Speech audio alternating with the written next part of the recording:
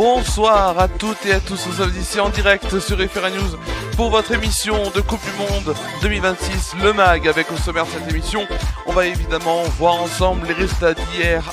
Ce soir il s'est passé des choses donc dans les matchs de cette Coupe du Monde 2026. Ensuite, l'actualité donc de la Coupe du Monde en 3 infos, comme chaque soir, comme chaque jour du moins, et de ce Coupe du Monde 2026, le MAG. Et ensuite, nous aurons les rendez-vous, du moins les matchs à venir, 3 matchs à venir jusqu'à la prochaine émission qui sera demain. Nous sommes en direct, il est 21h09 exactement, en direct pour une nouvelle émission de Coupe du Monde 2026. Le MAG, il fait une chaleur incroyable, atroce ici, alors qu'il est 21h09. Voilà, c'est comme ça, on est en direct, c'est les aléas du direct. Tout de suite, les résultats.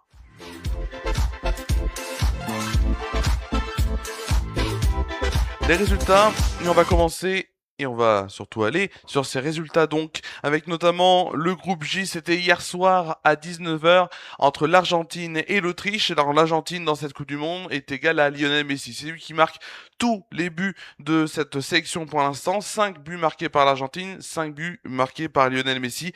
Il a inscrit un doublé donc à la 38e minute et dans les arrêts de jeu de la seconde période, 90+5. Il a par ailleurs notamment raté un penalty. On verra une statistique dans les infos de la Coupe du Monde sur les penalties et Lionel Messi en Coupe du Monde. Dans la nuit dernière, entre lundi et mardi, le match, un des matchs les plus longs, et c'est aussi une des infos donc de cette Coupe du Monde. Je vous en parlerai dans un instant. Juste pour notamment vous dire le score, le capitaine Kylian Mbappé a fait un bon match, très bon match, a inscrit un doublé, 14e minute dans la première période et 54e minute dans la seconde période. Une action, on peut le dire, assez gaguesque, puisque c'est donc une relance par le gardien donc à 6 mètres, puis ensuite le gardien est remis donc par son partenaire, son défenseur. Malheureusement pour lui en tout cas, il rate la balle. Ensuite, si je me trompe pas, c'est Dembélé qui fait la passe pour Kylian Mbappé.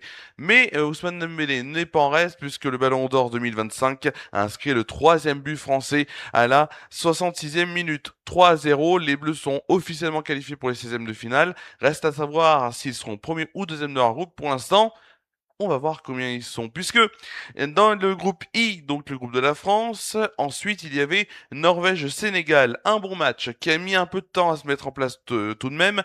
La Norvège a donc ouvert le score grâce à Marcus Holmgren Pedersen à la 43e minute.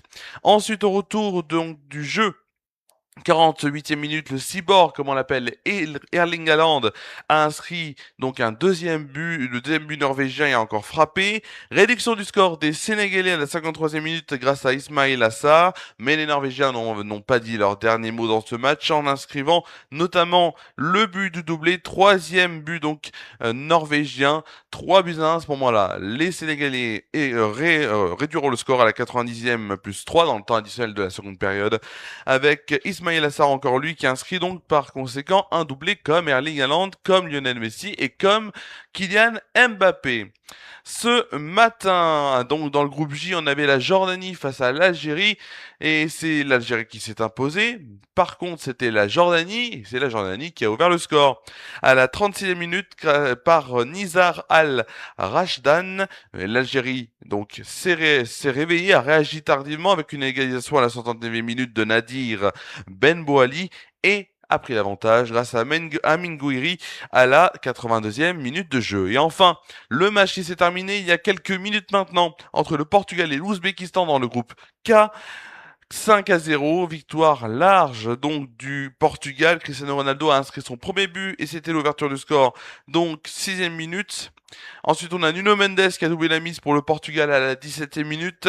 Puis ensuite, Cristiano Ronaldo a inscrit un 3e but, donc le 3e but du moins, du Portugal et un doublé pour lui, donc sur ce match à la 39e minute.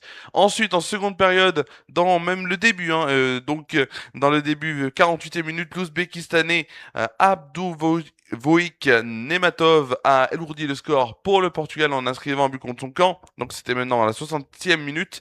Et enfin, Raphaël Leao a enfoncé le clou avec un 5e but à la 87e.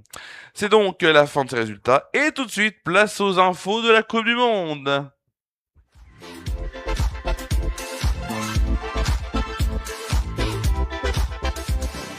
Il fait très chaud ici. Les infos de la Coupe du Monde et on va commencer par la première info. Le match de l'équipe de France, vous l'avez sans doute suivi si vous étiez X millions et on le verra dans quelques instants. Le match de l'équipe de France a été interrompu pendant plus de 2 heures donc dû à un violent épisode orageux et un protocole associé qui a repoussé la reprise pendant plus de 2 heures. Dans l'incertitude donc, les joueurs des deux équipes ont longtemps patienté dans leur vestiaire pendant que les spectateurs quittaient régulièrement donc les gradins pour aller s'abriter en fonction des caprices du ciel. Le match a pu reprendre à 2 heures du matin. Côté audience, la première mi-temps qui a commencé à 23 heures a diverti 8,9 millions de Français, ce qui est vraiment un plutôt bon score pour l'horaire. Et ce qui est incroyable, à 2 heures du matin, alors certes ils étaient beaucoup moins nombreux, mais quand même 2,8 millions entre 2 heures et 2h48 quand le match est terminé, c'est quand même assez exceptionnel pour une part d'audience de plus de 60%, voire même 70% de part de marché. Autre actualité avec évidemment le capitaine Kylian Mbappé. On l'a vu, il avait l'air énervé avant de reprendre la rencontre, donc la deuxième période. Mais alors, qu'est-ce qui contrariait le capitaine français?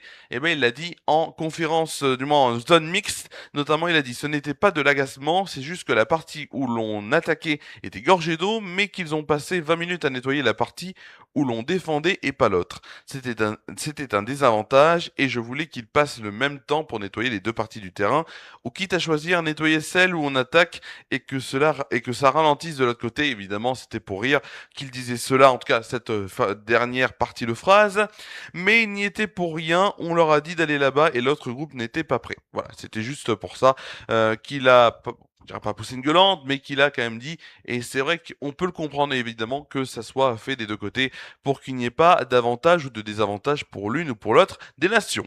Troisième info, hop, juste ici. La troisième info donc avec une info, comme je vous disais, sur les pénaltys et Lionel Messi. Pénalty en Coupe du Monde de Lionel Messi, il a marqué un doublé, ça on l'a vu, mais a vécu un moment beaucoup moins glorieux en début de rencontre.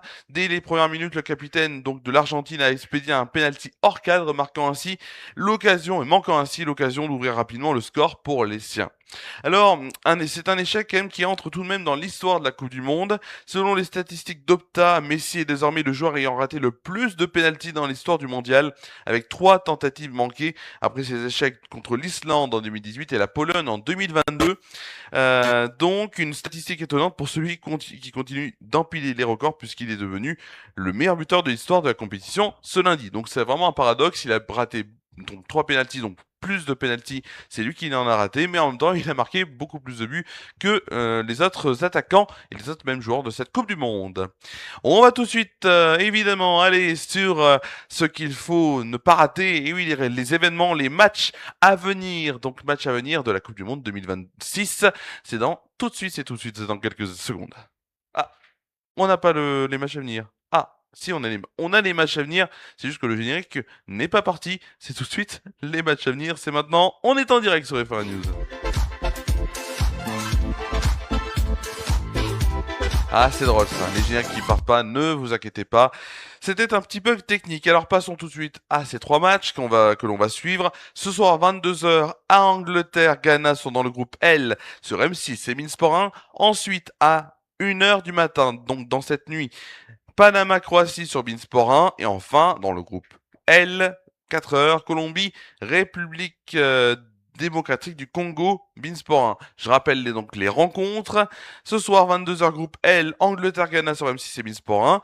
Dans la nuit donc de ce mardi à mercredi à 1h du matin, groupe L, on aura... Alors, on a un petit problème, c'est pas le groupe L. Non, c'est pas le groupe L, plutôt pour la Colombie. Je viens de voir ça, puisque ce n'est pas possible, évidemment. Vous allez me dire, c'est dans quel groupe? Et c'est logique. Petit problème technique, évidemment, avec un problème une erreur dans les fiches, puisque excusez-moi, la Colombie, c'est le groupe K. Voilà, le groupe K pour la Colombie. Je rappelle donc ce soir, 22h, groupe L, Angleterre-Ghana sur M6 et Beansport 1. Dans la nuit donc prochaine, 1h du matin, groupe L, Panama-Croatie sur Beansport 1. Et enfin, 4h, groupe K. Donc, Colombie, République démocratique du Congo. Merci à vous d'avoir suivi cette émission. Merci à vous d'avoir suivi donc cette émission donc sur FR News en direct comme chaque soir ou du moins chaque journée comme on le peut en tout cas pour cette émission de Coupe du Monde 2026 le MAG. On se retrouve donc demain on se retrouve à 19h30 en direct pour une nouvelle émission avec les résultats du soir. 3 infos évidemment aussi donc sur les équipes de la Coupe du Monde et les matchs donc, et notamment les troisièmes tours qui vont commencer demain, donc je rappelle 19h30 et le 20h sera à 20h demain, 19h30 donc Coupe du Monde 2026 le MAG. Bonne soirée à toutes et à tous.